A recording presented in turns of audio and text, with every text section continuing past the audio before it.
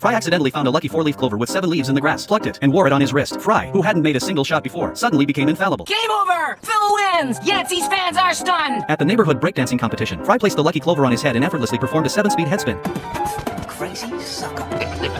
Phil, you're hot. winning first place outright. Seeing this, his brother Yancey became extremely jealous and tried to steal the lucky clover from Fry. Fry had no choice but to rush home to seek their mother's help, but she didn't care about the matter at all. Fry could only tuck the lucky clover between a vinyl record and put it in a safe. 1,000 years later, without the lucky clover, Fry became extremely unlucky at the horse races. Every horse he bet on finished last, while Bender made a fortune every time. Soon Fry had lost all his money except for $1, which was unfortunately blown away by the wind and tangled in a power line. Fry climbed up to retrieve his dollar, but an exposed wire electrocuted him, and to make matters worse, he was even struck by lightning. Back at the company, Fry was completely devastated, but he soon remembered his lucky clover and decided to retrieve it with Bender and Leela. They opened a manhole cover, but the unlucky Fry immediately fell through.